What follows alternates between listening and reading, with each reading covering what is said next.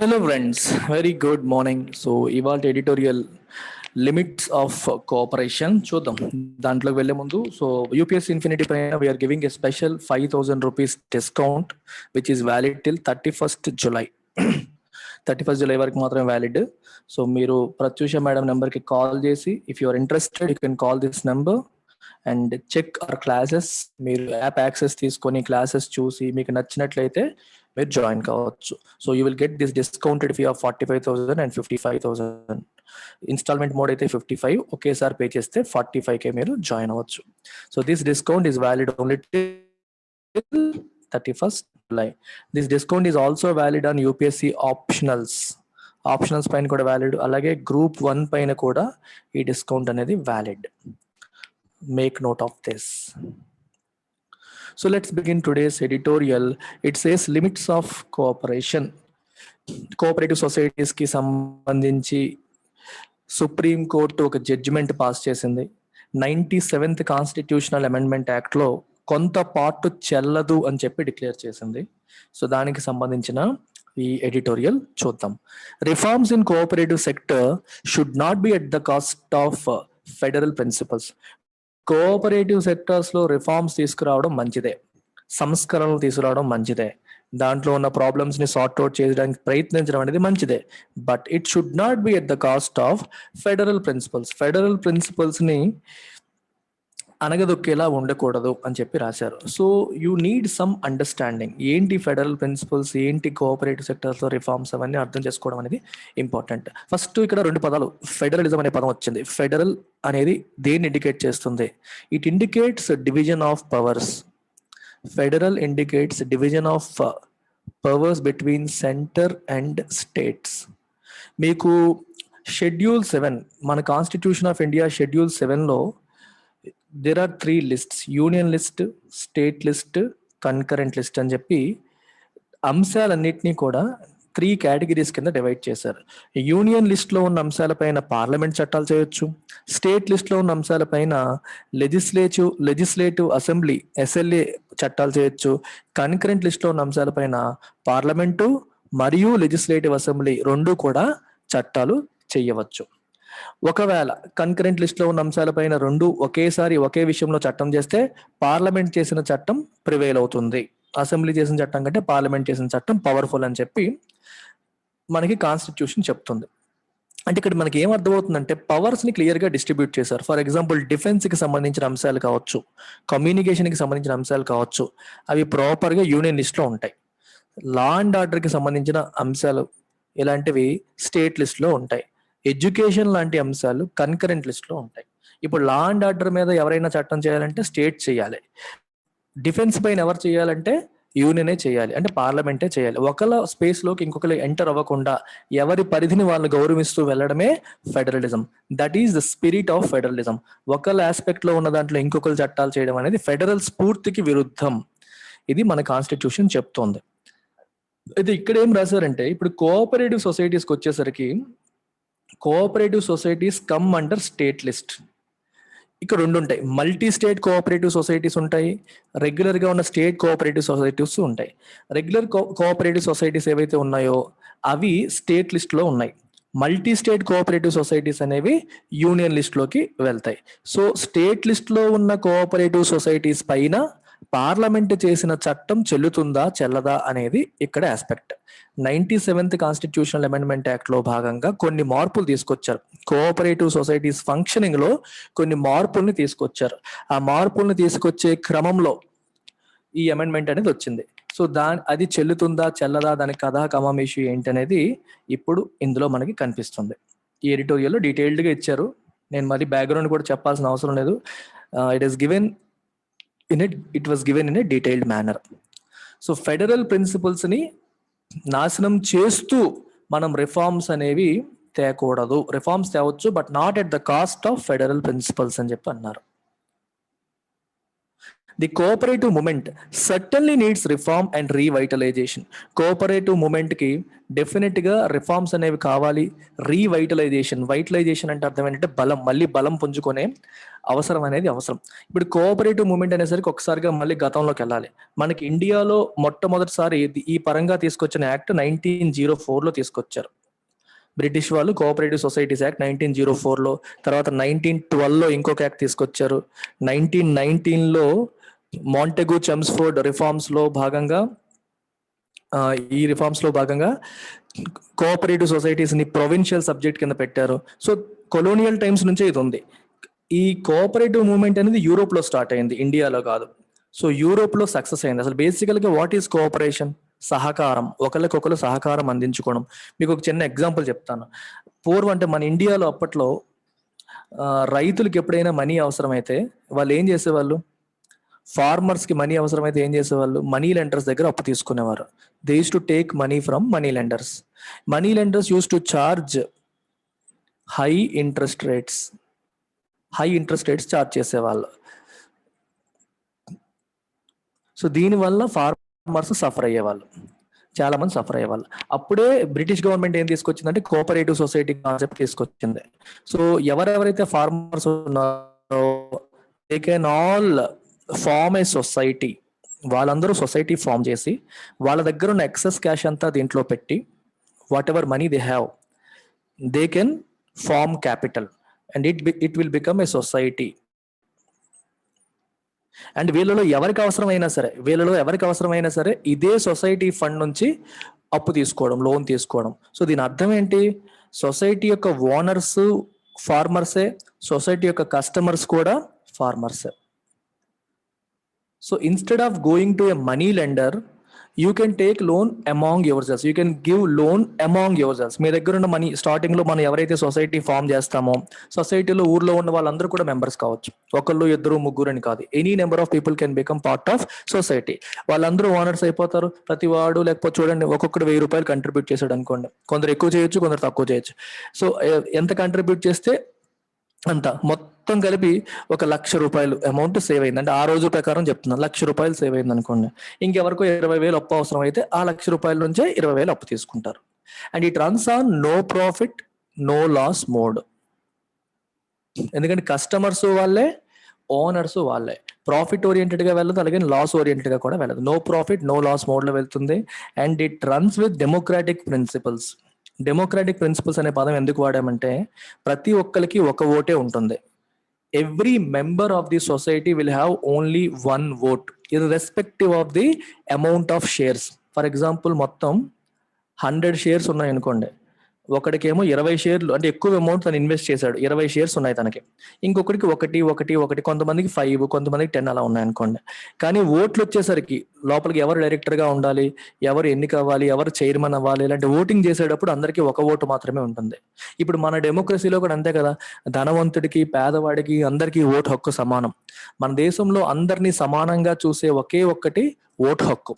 పేదవాడు, ధనవంతుడు, అగ్రకులపోడు, కింద కులపోడు, ప్రతి వాళ్ళు, ఏ రిలీజియన్ అయినా, ఏ కాస్ట్ అయినా, ఏ ఎకనామిక్ స్టేటస్ అయినా, అందరినీ సమానంగా చూసేది ఎలక్షన్ లో అందరి ఓటుకి ఈక్వల్ వాల్యూ ఉంటుంది.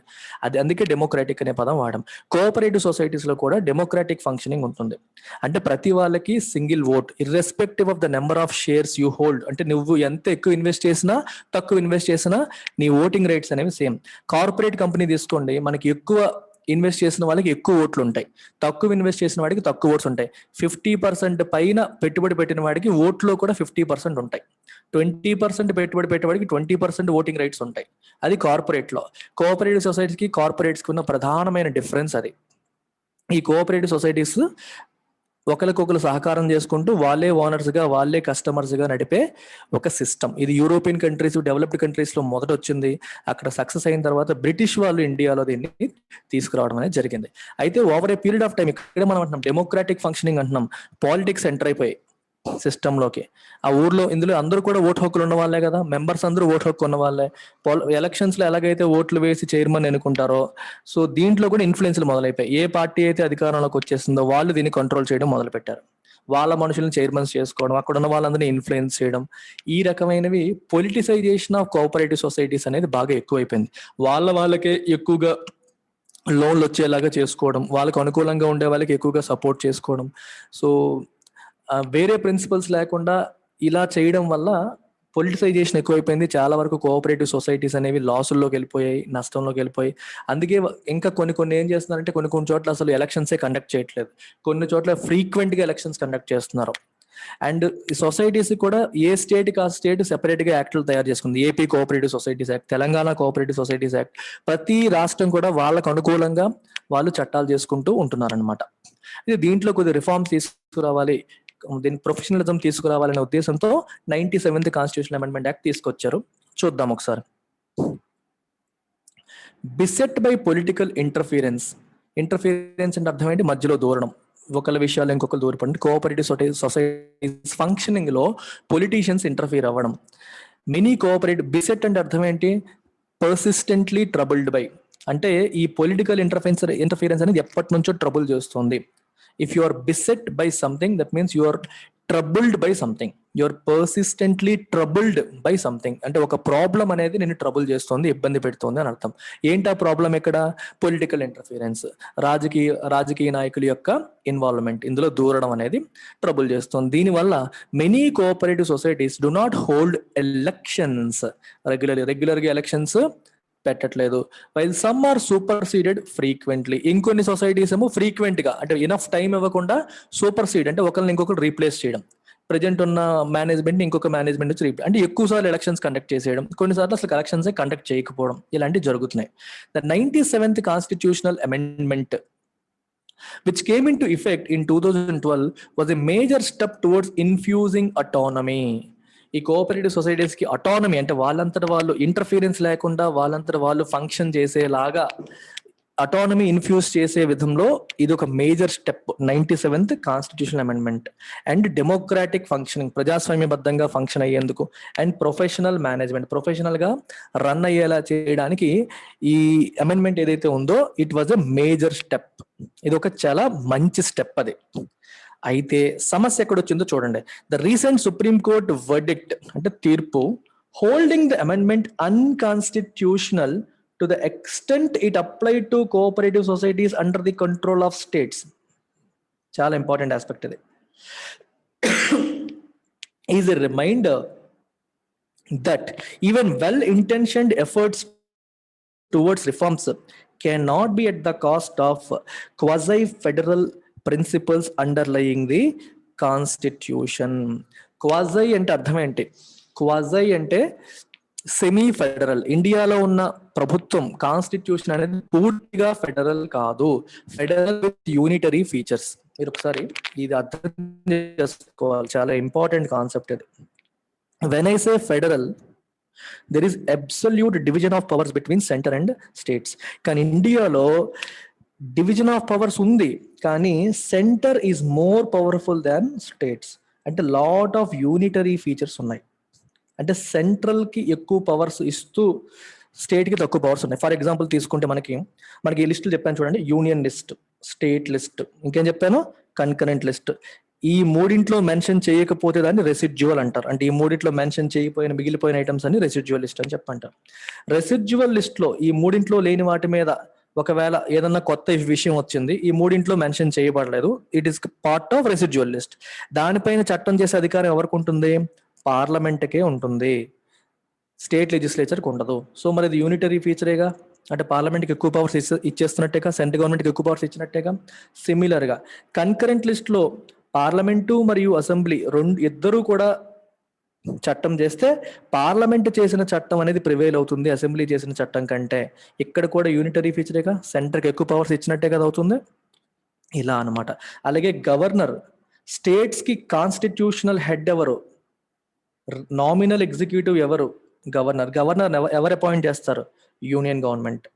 ప్రెసిడెంట్ యూనియన్ గవర్నమెంట్ రికమెండేషన్ తో ప్రెసిడెంట్ అపాయింట్ చేస్తారు. Again unitary feature. అంటే స్టేట్ యొక్క హెడ్ ని సెంటర్ అపాయింట్ చేస్తుంది అంటే యూనిటరీ ఫీచరే కదా. ఫినాన్స్ కమిషన్ తీసుకోండి. ఫినాన్స్ కమిషన్ ఏం చేస్తుంది, సెంటర్ కి స్టేట్స్ కి మధ్యలో రెవెన్యూ షేరింగ్ అనేది రికమెండ్ చేస్తుంది. ఫినాన్స్ కమిషన్ మెంబర్స్ ఎవరు అపాయింట్ చేస్తారు, central government.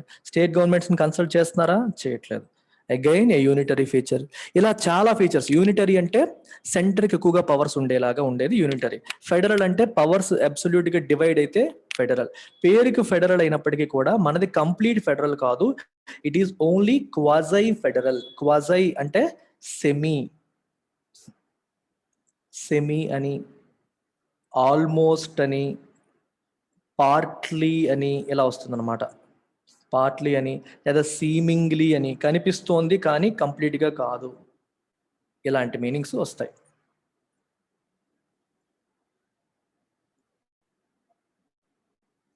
At the cost of quasi federal principles underlying the constitution. Constitution లో ఫెడరల్ ప్రిన్సిపల్స్ ఉన్నాయి. Of course they may not be complete, but quasi federal principles ఉన్నాయి. వాటిని మనం అనగదొక్కేసి చెయ్యకూడదు అని చెప్తున్నారు. ఎందుకు రాస్తున్నారో చూడండి. సుప్రీంకోర్టు జడ్జిమెంట్ ఏం చెప్పింది, holding the amendment constitutional, 97th constitutional amendment ఏదైతే ఉందో దాన్ని అన్కాన్స్టిట్యూషనల్ అని చెప్పింది. అది రాజ్యాంగబద్ధం కాదు అంది. మొత్తం అమెండ్మెంటే కొట్టేయమని చెప్పిందా, కాదు. ఇది ఇంపార్టెంట్ ఆస్పెక్ట్ చూడండి. To the extent it applied to cooperative societies under the control of states. State కంట్రోల్లో ఉన్న కోఆపరేటివ్ సొసైటీస్ వరకు ఏదైతే మీరు అమెండ్మెంట్ చేశారో అది కరెక్ట్ కాదు, అది అన్కాన్స్టిట్యూషనల్, అది రాజ్యాంగబద్ధం కాదు. దాన్ని ఏమంటారంటే అల్ట్రా వైర్స్ అంటారు. Ultra vires. It is outside the constitution, not according to the constitution. Constitution ప్రకారం జరిగితే ఇంట్రా వైర్స్ అని చెప్పి అంటారు. ఇంట్రా వైర్స్ అంటే within the bounds of constitution, ultra vires అంటే అవుట్ సైడ్ ద కాన్స్టిట్యూషన్. అర్థమైందా?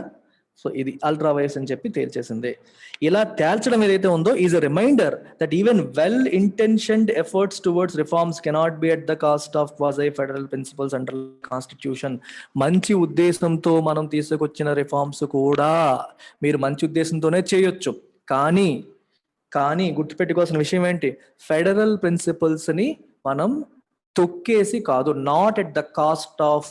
వాటిని నాశనం చేసి మీరు మంచి ఉద్దేశంతో చేసినా సరే చేయడానికి కుదరదు. స్టేట్ సబ్జెక్ట్ లో ఉన్న అంశాలు స్టేట్సే చూసుకోవాలి. ఒకవేళ మీరు ఏదైనా చేయాల్సి వచ్చినా సరే మీకు ఎక్కువ దానికి మీకు ఏముంటాయంటే ఫెడరల్ టాపిక్స్ ఏవైతే ఉంటాయో, ఫెడరల్ ఇష్యూస్ పైన ఎప్పుడైనా మనం ఏదన్నా చెయ్యాలి అంటే you need an absolutely special majority. Majorities గురించి కూడా నేను మీకు చెప్తాను, ఇందులో చెప్తాను. ఆ మెజారిటీతో మీరు చేయాలి. ఇందులో రాశాడు అది కూడా చూద్దాం. అసలు బేసికల్ గా ఏం చెప్పిందంట ఈ 97th అమెండ్మెంట్ లో, అది కూడా రాశారు చూడండి. ది అమెండ్మెంట్ యాడెడ్, ఈ అమెండ్మెంట్ ఏం చెప్పింది, the amendment added part 9B to the constitution. Part 9B ని కాన్స్టిట్యూషన్ కి యాడ్ చేసింది concerning cooperative societies. So cooperative సొసైటీకి సంబంధించి పార్ట్ 9B ని యాడ్ చేసింది. పార్ట్ 9B డెలీనియేట్ చేసింది అంటే క్లియర్ గా డిస్క్రైబ్ చేసింది. చూడండి, డెలీనియేట్ అనేది బ్యూటిఫుల్ వర్డ్. డెలీనియేషన్ అంటే ఇప్పుడు చూడండి, ఇక్కడ చైనా ఉంది, ఇక్కడ ఇండియా ఉంది అనుకోండి. ఇండియాకి చైనాకి మధ్యలో ఇది బార్డర్ అని చెప్పి క్లియర్ గా మీరు డిమార్కేట్ చేశారనుకోండి, డెలీనియేట్ చేశారనుకోండి, టు డిస్క్రైబ్ ప్రాపర్లీ అంటే బౌండరీస్ ని చక్కగా డిస్క్రైబ్ చేశారు. ఇది చైనాకి ఇండియాకి మధ్యలో ఉన్న బౌండరీ అని అర్థం. అలాగే అక్కడ ఏం చేసింది, delineated. What did it delineate? The contours of what state legislation and cooperative societies ought to contain. Contours అంటే బౌండరీస్ అని, అంటే స్టేట్ లెజిస్లేషన్. ఇప్పుడు జాగ్రత్తగా వినండి.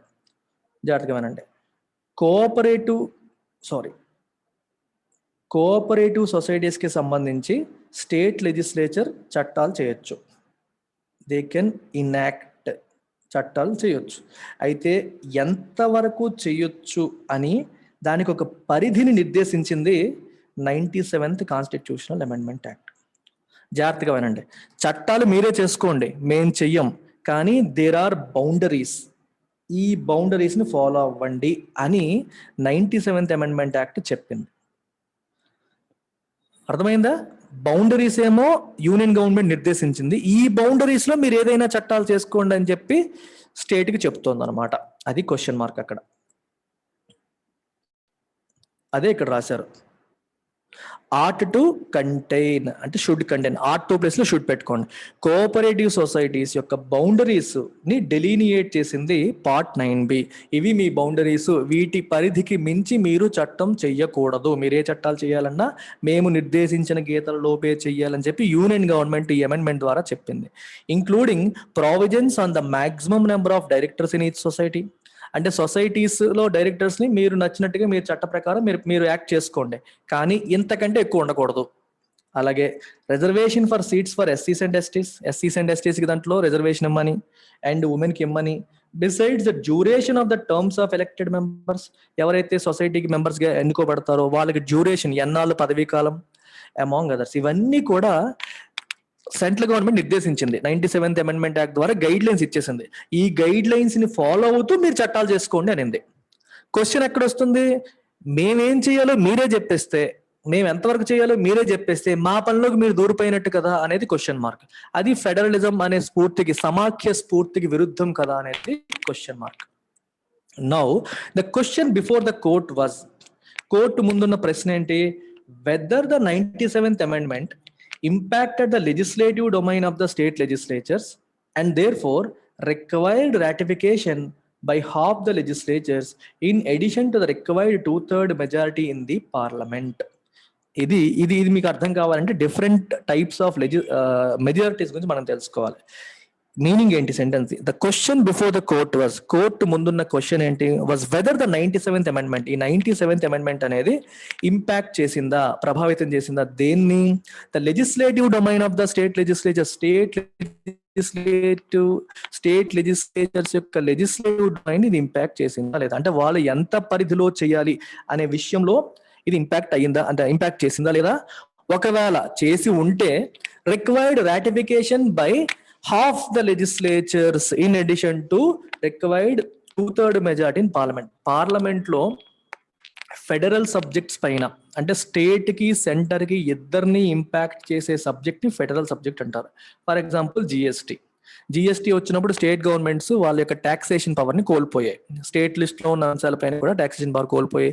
సెంట్రల్ గవర్నమెంట్ కూడా తన టాక్సేషన్ పవర్ కోల్పోయింది. అందరికీ కలిపి కొత్తది వచ్చింది జిఎస్టీ అని. ఇది సెంటర్ ని స్టేట్ ని ఒకేసారి ఇంపాక్ట్ చేస్తుంది కాబట్టి దీనికి స్పెషల్ మెజారిటీ కావాలి. ఇక్కడ స్పెషల్ మెజారిటీలో కూడా మళ్ళీ రకరకాలు ఉంటాయి. అవన్నీ మీకు అర్థమైతే ఇది అర్థమవుతుంది. So let's look at the majorities. Different majorities ఒకసారి ఎక్స్ప్లెయిన్ చేస్తాను, చూసేయండి. దాన్ని బట్టి మీరు ఇక్కడ అప్లై చేయొచ్చు.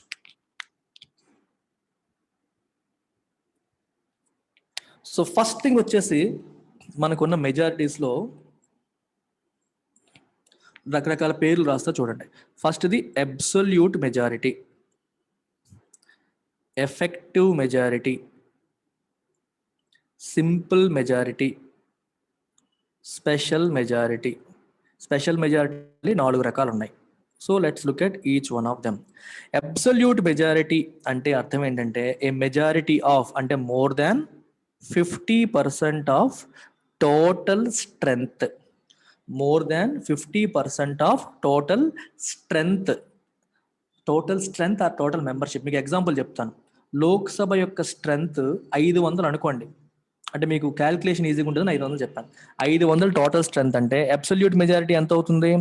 500లో 50% అంటే 250. 250 ప్లస్ ఉండాలి, అంటే 251, మినిమం 251 రావాలి. Greater than or equal to 251 వస్తే అది అబ్సల్యూట్ మెజారిటీ. గుర్తుపెట్టుకోండి, టోటల్ స్ట్రెంగ్త్ అంటే టోటల్ మెంబర్షిప్. గుర్తుపెట్టుకోవాలి, టోటల్ మెంబర్షిప్. ఫర్ ఎగ్జాంపుల్ కొన్ని సీట్లు వేకెంట్ ఉన్నాయి అనుకోండి, వాటిని కూడా కౌంట్ చేయాలి. ఎంతమంది ఉన్నారు అని కాదు, ఎన్ని సీట్లు అలాట్ అయ్యాయి. 500 ఎగ్జాంపుల్గా తీసుకున్నాను, మన క్యాల్కులేషన్ ఈజీగా ఉంటుంది. లేకపోతే 543 అలా తీసుకోవాలి. 500 సీట్లు మెంబర్షిప్ అయితే, ఒక థియేటర్ ఎగ్జాంపుల్గా తీసుకుంటే థియేటర్లో సీట్లు ఎన్ని ఉంటాయి? ఒక 200 సీట్లు ఉన్నాయి అనుకోండి. 200లో 100 పైన 1, అంటే 101 మినిమం ఉంటే అబ్సల్యూట్ మెజారిటీ వచ్చినట్టు. అబ్సల్యూట్ మెజారిటీ ఏ ఏ సందర్భాల్లో వాడతారు? అబ్సల్యూట్ మెజారిటీ ఎప్పుడు వాడతారు? జనరల్ ఎలక్షన్స్ లో వాడతారు. మనకి ఎలక్షన్స్ అయినప్పుడు ఏం చేస్తారు? మెజారిటీ ఎలా వచ్చిందంటే ఏ మెజారిటీ చూస్తారు? Absolute majority. Total strength of assembly లేదా టోటల్ స్ట్రెంగ్త్ ఆఫ్ లోక్సభ 50%, దానికంటే ఎక్కువ ఉండాలి. 543 మన లోక్సభ స్ట్రెంగ్త్ తీసుకుంటే దానికి ఎగ్జాక్ట్లీ హాఫ్ వేస్తే 272.5 అవుతుంది. మీరు రౌండ్ ఆఫ్ చేస్తే 273. అంతేనా? సారీ 271.5 అవుతుంది. 272 545 మీరు వేసుకున్నారు అనుకోండి, 272.5. సో 273 వస్తే మీకు మెజారిటీ వచ్చినట్టు. 273 వస్తే మెజారిటీ వచ్చినట్టు. ఇది absolute majority. Now comes effective majority. Effective majority ఏం చెప్తుందంటే 50% ఆఫ్ ఎఫెక్టివ్ స్ట్రెంగ్త్. ఎఫెక్టివ్ స్ట్రెంగ్త్కి టోటల్ స్ట్రెంగ్త్కి డిఫరెన్స్ ఏంటి? Effective strength equal to total strength minus vacant seats. Vacant seats ఉంటాయి కొన్ని, అవి ఫిల్ చేయకుండా ఉండిపోయాయి అనుకోండి కొన్ని, వాటిని వేకెంట్ సీట్స్ అంటారు. టోటల్ స్ట్రెంత్ లోంచి వేకెంట్ సీట్స్ ని తీసేస్తే వచ్చేది ఎఫెక్టివ్ స్ట్రెంత్. దాంట్లో 50% +1 వేస్తే వచ్చేది ఎఫెక్టివ్ మెజారిటీ. ఎఫెక్టివ్ మెజారిటీ ఎక్కడ వాడతారు?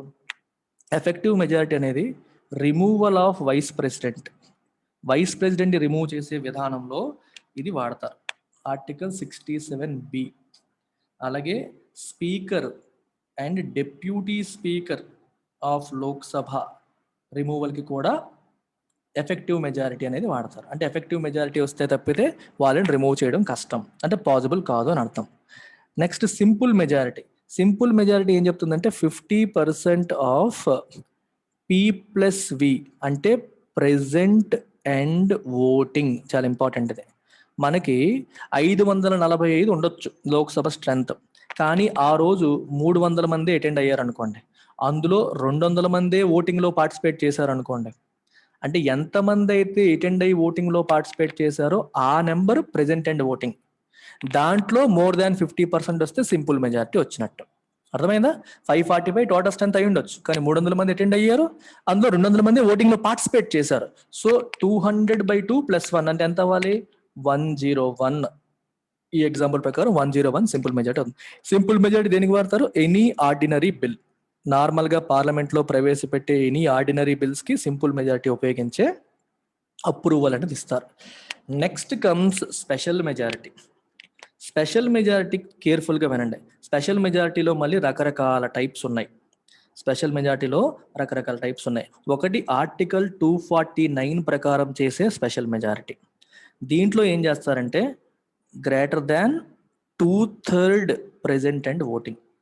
Greater than 2/3 present and voting అంటే ప్రెజెంట్ అండ్ ఓటింగ్, ఆ రోజు ఎవరైతే ప్రెజెంట్ అయ్యారో మరియు ఓటింగ్లో పార్టిసిపేట్ చేశారో దాంట్లో 2/3 వంతు కంటే ఎక్కువ ఉండాలి.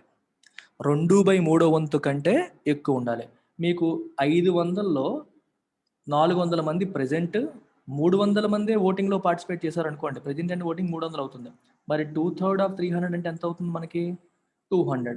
సో 201, 200 దాటి ఉండాలి కదా, 201 అనేది మీకు మెజారిటీ అవుతుంది. దీన్ని ఏమంటాం? స్పెషల్ మెజారిటీ ఇది. కానీ దీంట్లో మళ్ళీ 4 టైప్స్. ఆర్టికల్ 249 ప్రకారం ఉండే స్పెషల్ మెజారిటీ. ఇది ఎక్కడ వాడతారంటే Rajya Sabha resolution to empower parliament to make laws in state laws. ఇది 1 ఇయర్కి వ్యాలిడ్. మీకు కేర్ఫుల్గా వినండి. ఇందాక చెప్పాను షెడ్యూల్ 7లో మనకి union list, state list, concurrent list అని మెన్షన్ చేస్తారు. స్టేట్ లిస్ట్లో ఉన్న అంశాలపైన జనరల్గా అసెంబ్లీలో చట్టాలు చేస్తాయి. కొన్ని ఎక్సెప్షనల్ సర్కమ్స్టాన్సెస్లో పార్లమెంటు కూడా స్టేట్ లిస్ట్లో ఉన్న అంశాలపైన చట్టం చేయొచ్చు. ఎమర్జెన్సీ వచ్చినప్పుడు చేయొచ్చు. ఎమర్జెన్సీ లేనప్పుడు కూడా రాజ్యసభలో సెపరేట్గా రెజల్యూషన్ చేసి రాజ్యసభలో ఒక తీర్మానాన్ని పెట్టి పార్లమెంట్ ద్వారా స్టేట్ లెజిస్లేచర్ పైన చట్టాలు చేయించవచ్చు. కానీ దానికి వ్యాలిడిటీ 1 ఇయర్ ఉంటుంది, మళ్ళీ ఎక్స్టెండ్ చేసుకోవచ్చు అనమాట. అలాంటప్పుడు ఆ తీర్మానం ఏ మెజారిటీతో నెగ్గాలి అంటే ఈ మెజారిటీతో నెగ్గాలి. 2/3 ఆఫ్ ప్రెజెంట్ అండ్ ఓటింగ్తో నెగ్గాలి. ఇది ఒకటి. అండ్ నెక్స్ట్ది 368. ఆర్టికల్ 368 దేని గురించి మాట్లాడుతుంది? కాన్స్టిట్యూషనల్ అమెండ్మెంట్, అంటే రాజ్యాంగ సవరణ బిల్లు. రాజ్యాంగాన్ని సవరించే బిల్స్ అన్నిటి గురించి ఆ ప్రొసీజర్ ఆర్టికల్ 368లో రాశారు. ఆర్టికల్ 368లో రాసిన ప్రొసీజర్ చూడండి ఒకసారి.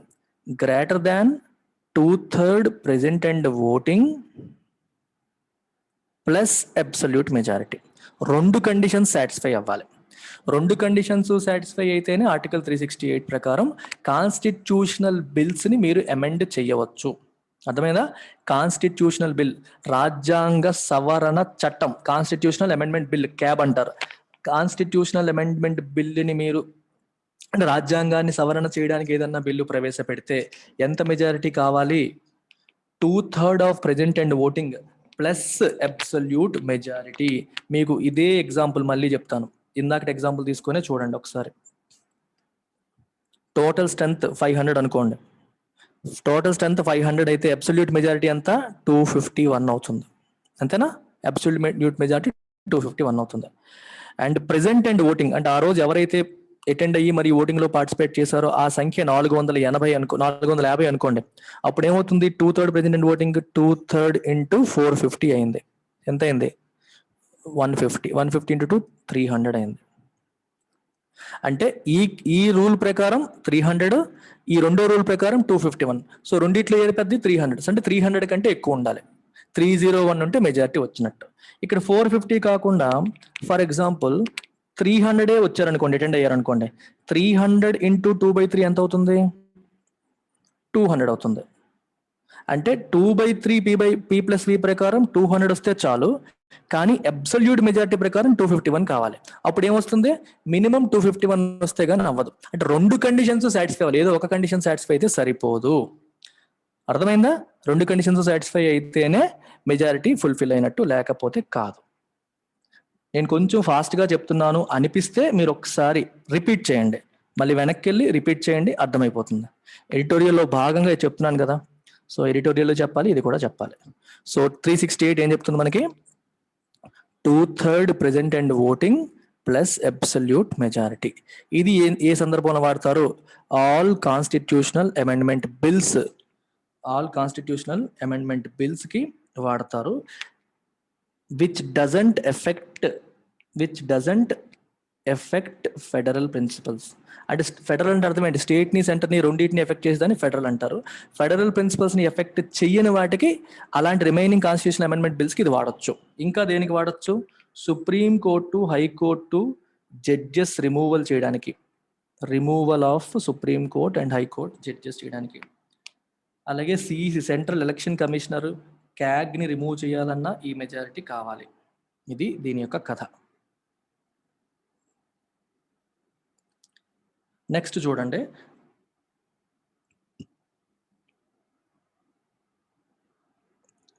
ఆర్టికల్ 368లోని ఇది కూడా ఉంటుంది, ప్లస్ స్టేట్ రాటిఫికేషన్. ఇది చాలా important.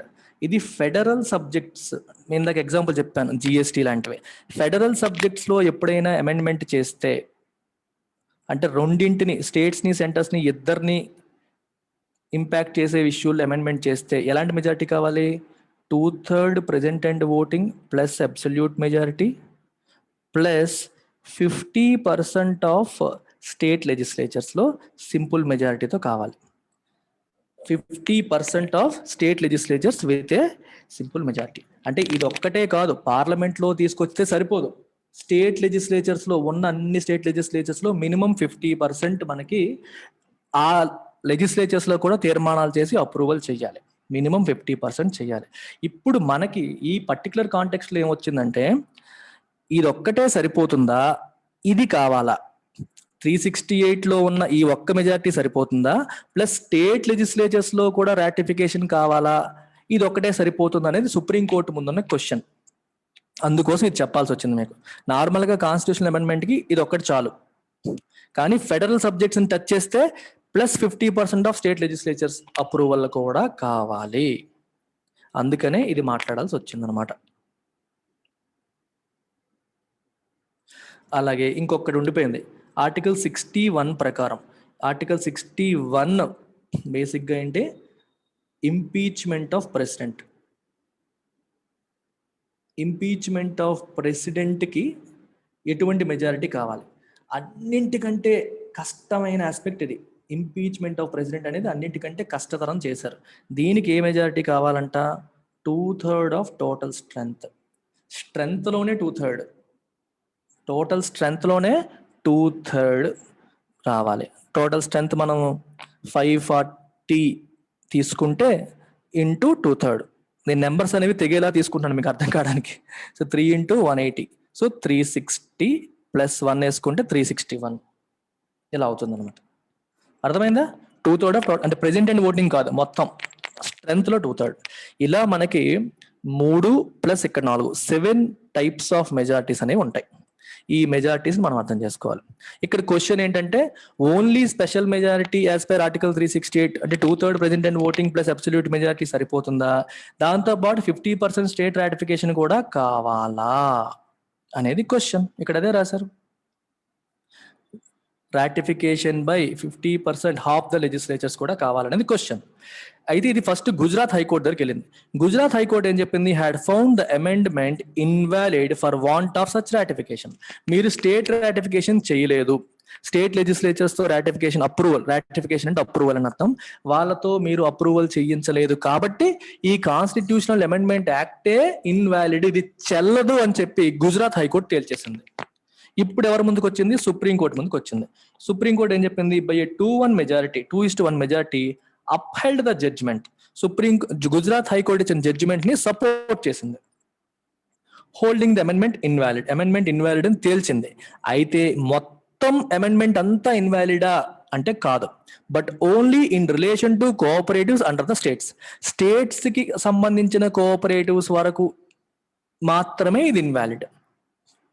The elaborate amendment would hold good for multi-state cooperative societies on which Parliament was competent to enact laws. Multi-state cooperative society మీద ఆల్రెడీ పార్లమెంట్ కి పవర్ ఉంది ఇనాక్ట్ చేయడానికి. సో పార్లమెంట్ హ్యాపీగా multi-state cooperative societies మీద చట్టాలు చేసుకోవచ్చు. దాంట్లో చేసిన అమెండ్మెంట్ వ్యాలిడ్, కానీ ఓన్లీ స్టేట్స్ కింద మాత్రమే ఉండే కోఆపరేటివ్ సొసైటీస్ ఏవైతే ఉన్నాయో వాటి మీద చేసిన చట్టం అనేది ఇన్వాలిడ్ అని సుప్రీంకోర్టు తేల్చేసింది. ఎందుకంటే 50% ratification లేదని. A significant limitation in Parliament's amending power is a requirement that certain kinds of amendments to the Constitution must be ratified by 50% of the state legislatures. కొన్ని రకాల amendments ని 50% of state legislatures కూడా ratify చేయాలి, approval ఇవ్వాలి. అది parliament యొక్క amendment power మీద ఒక లిమిటేషన్, ఒక చిన్న రెస్ట్రిక్షన్. లేకపోతే పార్లమెంట్ ఏదన్నా చేసేసుకోవచ్చు. యూనియన్ గవర్నమెంట్ ఏమనుకుంది, that as the subject of cooperative societies in the state list was not altered in any way by the 97th amendment. State list లో ఆ సబ్జెక్ట్ ఉంది, దాన్ని మేము ఏ రకంగానూ ఆల్టర్ చేయట్లేదు కదా, దాన్ని తీసుకొచ్చి సెంట్రల్ లిస్ట్ లో పెట్టట్లేదు, మేము ఏమీ చేయట్లేదు కదా, మరి ఏమీ చేయనందుకు అవసరం లేదని భావించింది. And that it only outlined guidelines on any law on cooperatives that the assemblies may enact. చట్టాలు వాళ్ళే చేసుకోవచ్చు, మేము చేయట్లా, మేము ఓన్లీ గైడ్ లైన్స్ మాత్రమే ఇచ్చాము, మేము అవుట్లైన్ చేసింది గైడ్ లైన్స్ మాత్రమే. సో రాటిఫికేషన్ అవసరం లేదు, వాజ్ నాట్ నెససరీ అని చెప్పి కేంద్ర ప్రభుత్వం భావించింది. అయితే ఇక్కడ విషయం ఏంటి, a key principle from the judgment is that the ratification requirement will apply if there is any attempt to fetter the state legislatures in any way while enacting a law in their own domain, even if there is no attempt to alter the distribution of legislative powers between the union and states. చాలా important sentence అది. ఈ judgment మనకి ఏం చెప్తుంది, what is the key principle of this judgment is that the ratification requirement అంటే approval, state legislatures కూడా 50% state legislatures కూడా approval చేయాలనే రిక్వైర్మెంట్ అనేది విల్ అప్లై అవుతుంది ఎప్పుడు, if there is any attempt to fetter అంటే రెస్ట్రిక్ట్, ఆబ్స్టికల్స్ క్రియేట్ చేయడం, restrict చేయడం. ఫెటర్ ది స్టేట్ లెజిస్లేచర్స్ ని రెస్ట్రిక్ట్ చేయడానికి ఏ అటెంప్ట్ ఉన్నా సరే ఈ రాటిఫికేషన్ రిక్వైర్మెంట్ వచ్చేస్తుంది. In any way while enacting A law in their own domain, వాళ్ళ ఓన్ డొమైన్ లో వాళ్ళు చట్టం చేసినప్పుడు పార్లమెంట్ యొక్క గైడ్ లైన్స్ అనేవి దీని మీద లిమిటేషన్ కాకూడదు. They should have absolute freedom to enact law. అది అన్కాన్స్టిట్యూషనల్ అవ్వకూడదు, అంతేగాని పార్లమెంట్ గైడ్ లైన్స్ కానీ కేంద్ర ప్రభుత్వం యొక్క గైడ్ లైన్స్ కానీ దానికి లిమిటేషన్ అవ్వకూడదు అనేది ఇక్కడ principle. Even if there is no attempt to alter the distribution of legislative powers ని మీరు మార్చట్లా, ఆల్టర్ చేయట్లా, ఈ లిస్ట్ లోంచి ఆ లిస్ట్ ఈ లిస్ట్ లో పెట్టట్లేదు. అయినప్పటికీ కూడా మీరు లిమిటేషన్ చేయడానికి ప్రయత్నం చేసినా సరే మీకు 50% రాటిఫికేషన్ అవసరం అని చెప్పి చెప్తున్నట్టు లెక్క. మీరు అమెండ్మెంట్ చేసుకోండి, కానీ 50% రాటిఫికేషన్ అనేది కావాలి. మీరు స్టేట్ లిస్ట్ లో ఉన్న ఒక అంశాన్ని తీసుకొని సెంట్రల్ లిస్ట్ లో పెట్టేశారు అనుకోండి, అప్పుడు 50% రాటిఫికేషన్ కావాలి. ఎందుకంటే అది ఫెడరల్, స్టేట్ ని సెంటర్ ని ఇద్దరిని ఇంపాక్ట్ చేస్తుంది. సెంటర్ కి పవర్స్ వచ్చేస్తే స్టేట్స్ పవర్ కోల్పోతాయి. మరి ఇక్కడ అలా మార్చలేదు కాబట్టి అవసరం లేదని చెప్పి సెంటర్ భావించింది. కానీ ఈ జడ్జిమెంట్ ఏం చెప్తుంది, మార్చకపోయినా సరే మీరు రెస్ట్రిక్షన్స్ పెట్టినా సరే కావాలి, రెస్ట్రిక్షన్స్ పెట్టినా సరే 50% రాటిఫికేషన్ అనేది అవసరం అని చెప్పి ఈ తీర్పు చెప్తోంది. Thus, in the absence of ratification by the states నుంచి ratification the amendment that sought to prescribe the outlines of state laws on a state subject did not pass the constitutional muster. So ఇలాంటి state ratification లేనప్పుడు state laws యొక్క outlines, boundaries ని prescribe చేయడానికి ప్రయత్నం చేసిన ఈ amendment అనేది did not pass constitutional muster. చాలా ఇంపార్టెంట్ సెంటెన్స్ అది. మీరు మస్టర్ అనే పదాన్ని సెపరేట్ గా, పాస్ అనే పదాన్ని సెపరేట్ గా డిక్షనరీలో చూస్తే మీకు మీనింగ్ దొరకదు. పాస్ మస్టర్ కలిపి చూడాలి. మీరు డిక్షనరీలో పాస్ మస్టర్ అని కలిపి చూస్తే మీకు ఆ మీనింగ్ దొరుకుతుంది. పాస్ మస్టర్ అంటే అర్థం ఏంటి, రీచ్ అన్ యాక్సెప్టబుల్ స్టాండర్డ్, అంటే కాన్స్టిట్యూషన్ నిర్దేశించిన స్టాండర్డ్ ని మీట్ అయినట్టు కాదు. డిడ్ నాట్ అన్నారు కదా, మీట్ అయినట్టు కాదు. అంటే 50% రాటిఫికేషన్ లేకుండా మీరు స్టేట్ లాస్ యొక్క బౌండరీస్ నిర్దేశించడానికి ప్రయత్నం చేస్తే అది కాన్స్టిట్యూషన్ యొక్క యాక్సెప్టబుల్ స్టాండర్డ్ ని మీట్ అయినట్టు కాదు. మీరు ఒకవేళ అలాంటి బౌండరీస్ మార్చాలి అంటే ఫెడరలిజం కి సంబంధించిన అంశాన్ని మారుస్తున్నట్టే లెక్క. So 2/3 present in voting plus absolute majority plus 50% ratification in state legislatures is mandatory అని అర్థం. పాస్ మస్టర్ అంటే meet acceptable standard. For example food inspector వెళ్ళాడు అనుకోండి, ఏదైనా ప్రొడక్ట్ చూసి టెస్ట్ చేసి your food did not pass the muster అన్నారు అనుకోండి, అంటే ఫుడ్ స్టాండర్డ్స్ ప్రకారం లేదు, యాక్సెప్టబుల్ స్టాండర్డ్ లేదని అర్థం. The judgment may mean that, judgment ఎటువంటి మీనింగ్ ఇవ్వవచ్చు, ఇచ్చేలా ఉంది అంటే the concern expressed by some about adverse implications of the formation of a new ministry of cooperation on federal principles could be true. Recent గా కొత్తగా ministry of cooperation అని చెప్పి government ఏర్పాటు చేసింది. కోఆపరేటివ్ సొసైటీస్ అనేవి స్టేట్ సబ్జెక్ట్ అయినప్పుడు దాని మీద సెంట్రల్ మినిస్ట్రీ ఎందుకు ఏర్పాటు చేశారు, ఇది ఫెడరలిజం యొక్క స్ఫూర్తికి విరుద్ధం కదా అని కొంతమంది ఆక్షేపించారు. లుక్స్ లైక్ వాళ్ళ ఆక్షేపణ ఏదైతే ఉందో, అడ్వర్స్ ఇంప్లికేషన్స్ అంటే నెగిటివ్ ఇంప్లికేషన్, అడ్వర్స్ అంటే హానికరమైన, నష్టం కలిగించే, ఇంప్లికేషన్స్ అంటే పర్యవసానాలు. ఈ కొత్తగా ఇలాంటి మినిస్ట్రీ పెట్టడం వల్ల హానికరమైన పర్యవసానాలు రావచ్చు అని కొంతమంది కన్సర్న్, ఆందోళన వ్యక్తపరిచారు. లుక్స్ లైక్ వాళ్ళ ఆందోళన నిజంలాగే ఉంది. ఎందుకంటే ఇప్పుడు మన సుప్రీంకోర్టు కూడా ఈ తీర్పు ఆ రకంగానే ఇచ్చింది, ఎక్కువగా ఇన్వాల్వ్ అవ్వకూడదు అన్నట్టుగా చెప్తోంది. హౌఎవర్ అయినప్పటికీ చూడ ఇక్కడ రెండు కాన్సెప్ట్స్, కోఆపరేటివ్ సొసైటీస్ అనేది ఒక కాన్సెప్ట్, ఫెడరలిజం అనేది ఇంకో కాన్సెప్ట్. ఫెడరలిజం స్ఫూర్తికి విరుద్ధంగా జరగకూడదు అన్నంత వరకు ఓకే, అంటే కోఆపరేటివ్ సొసైటీస్ అన్ని బాగా ఉన్నట్ట లేదు. However, there is no denying that the scope for democratizing the functioning of cooperative societies and enhancing the autonomy remains unchanged. Cooperative societies లో పొలిటికల్ ఇంటర్ఫీరెన్స్ అనేది తగ్గించి డెమోక్రటైజ్ చేసి అటానమీ పెంచడానికి ఉన్న స్కోప్ అనేది అన్చేంజ్, అది ఏమీ మారలేదు. ఖచ్చితంగా మారాలి. అయితే యూనియన్ గా పవర్ లేదు, సెంట్రల్ గవర్నమెంట్ గా పవర్ లేదు. ఒకవేళ చెయ్యాలి అనుకున్నా సరే 50% రాటిఫికేషన్ బై స్టేట్ లెజిస్లేచర్స్ తో చేయాలి తప్పితే డైరెక్ట్ గా నార్మల్ ఆర్టికల్ 368 చెప్తున్న మెజారిటీ ప్రకారం చేస్తే సరిపోదు.